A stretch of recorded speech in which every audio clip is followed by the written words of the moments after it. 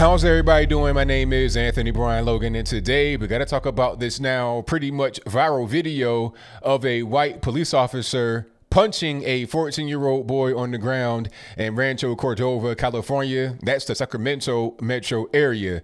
Now, a lot of people on the left and the right are really upset about this. They're saying the officer should be fired. This is excessive, police brutality, all this, that, and the third. Now, when I saw the video, I had questions.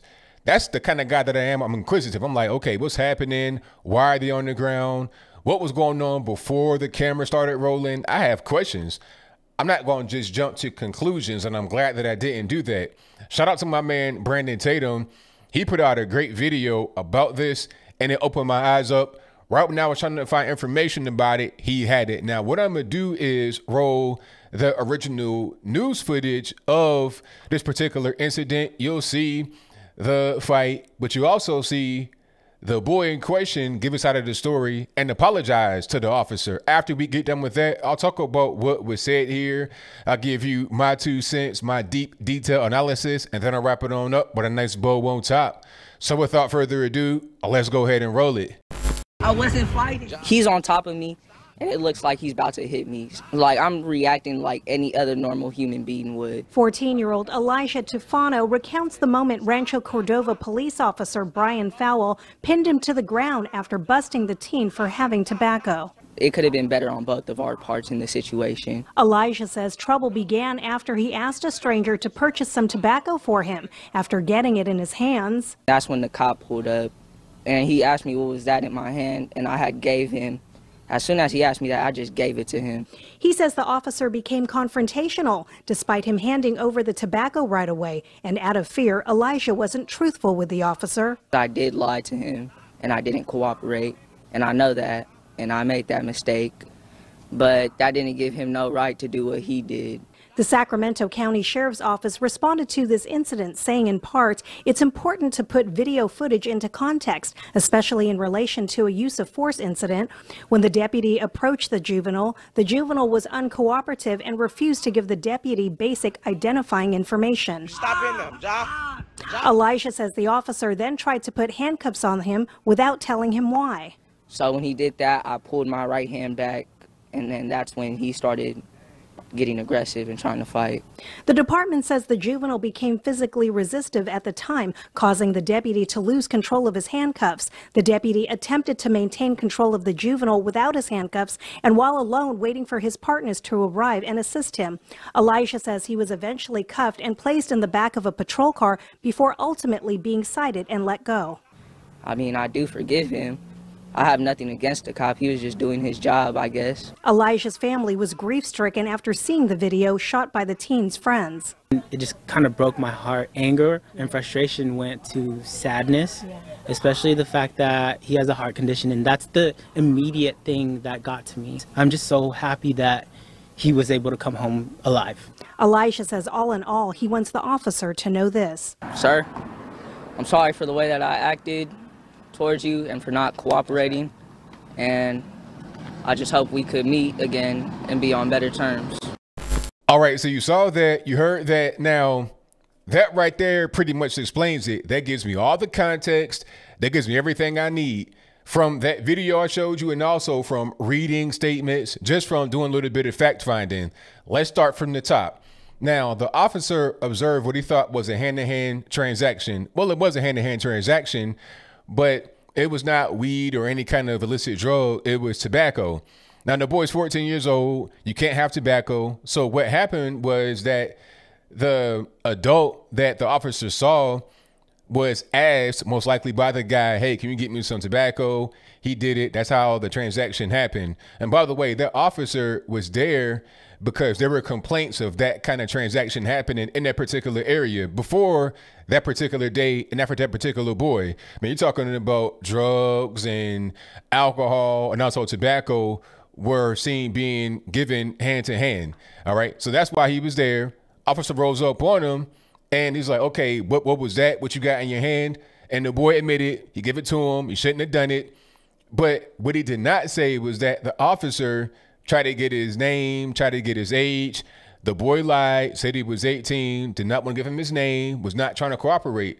So at that point, the officer is trying to cuff the boy, try to get him into custody. If the boy would have just been cooperative, he probably would have got some kind of citation.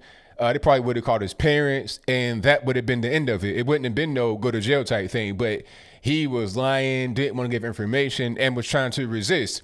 Now, in the process of him resisting arrest, the handcuffs got knocked away, and they were a few feet from where he was at. So he was trying to keep the boy right there until his backup arrived, so they're able to cuff him and do whatever they got to do. But the boy is squirming and acting the fool, acting crazy, not really trying to be detained by the officer. So that's why the officer hit him a couple times in his chest area, as Tatum said, like right there, trying to soften him up. That's what was going on. It's not like, I was reading on Slate, oh, the officer punched him in the head repeatedly. Now, you saw the boy on camera, clear as day. Did he appear to have any kind of like black and blue marks on his face, any kind of black eyes? The officer was pretty big and the boy's pretty small. So if the officer was punching him in the head, he'd be looking like the episode of Martin where he got beat up by Thomas the Hitman Hearns. He looked like that. I'm talking about lumps and bumps everywhere. Like Hussein Rottman, that big baby right there on top of his head, he had something like that going on, but he didn't. But I digress. My whole point is that you didn't see any kind of physical injuries, nothing like that. He looked perfectly fine, okay? The punches weren't really that bad. A lot of women are kind of like saying, oh, that's too much. That's kind of like, that's kind of the motherly instinct. Oh, my baby, don't hit my baby. It won't nothing like that, And quite frankly, a lot more of these boys should get punched in their chest so they would act right and they wouldn't go down a dark path and get sent to the penitentiary or go to the morgue. But that's a different story, and I digress. My whole point is that the punches weren't really that bad. It was just an effort to get the boy to calm down, relax, and not resist, which was the point from the beginning. Like I said, if the boy would have cooperated, gave him a name, all this, that, and the third, then it wouldn't have been no problem. He probably would have got a citation and sent back home. Okay, simple as that. Now, I'm not going to be a guy that says every time an officer does a thing, it's always right. I've been the vocal opponent of this whole shutdown thing due to the virus. Okay, I've been the big time opponent of that.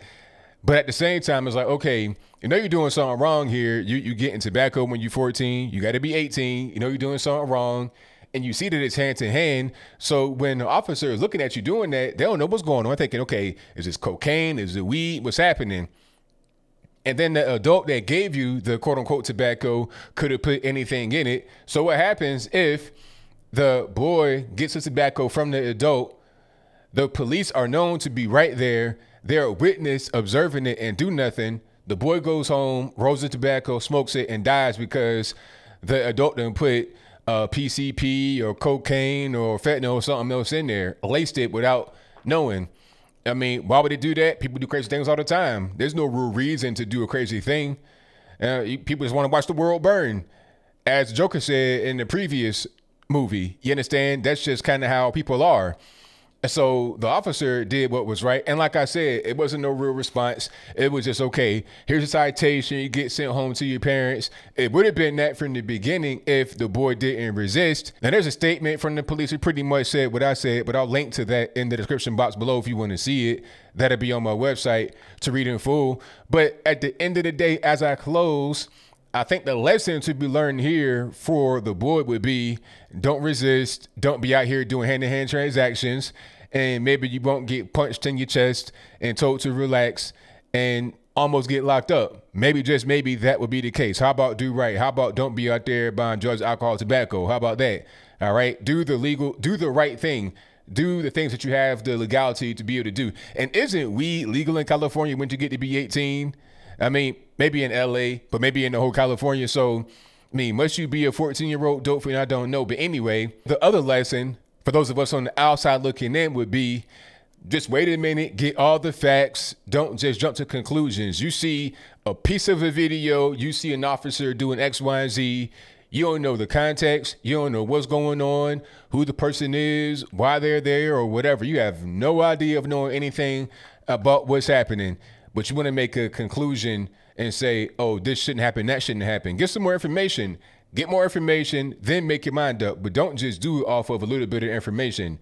That's why I did not say anything. I didn't do a video. I wanted to get all my facts right, all my ducks in the row before I give you my 2 cents. But I think I'll leave that right there for now. And what say you? Do you think the officer was right to touch him up a little bit, to get him to calm down and relax, to not resist arrest? If that's your viewpoint, let me know why in the comments below. Or was the officer wrong for savagely beating that boy? If that's your viewpoint, let me know why in the comments below. And if the officer beat that boy to submission, beat him down in the ground, stomped him to wine, then why did the boy not have any kind of real marks on him? I saw like one little thing right here. That could have been a pimple. That could have been a birthmark. Who knows? But that was not the equivalent to this big 200+ pound officer beating the brakes off you. That's not what I saw on the boy's face. Okay. What I saw was a boy that knew he did wrong and apologized to the officer. Okay. If I got stomped down by the officer for no reason, I'm not going to say I'm sorry to you. He knew he did wrong and he probably won't do it again. The parents probably made him do that. He's probably Samoan, by the way, but that's a different story, and I digress. The point is that the parents probably said, go out there, say you sorry. That's not how we do things here. And that's pretty much that. But whatever your thoughts are, please let me know in the comments below. And that's all I got to say for this video. If you like what you heard, please comment, rate, share, and subscribe. Peace.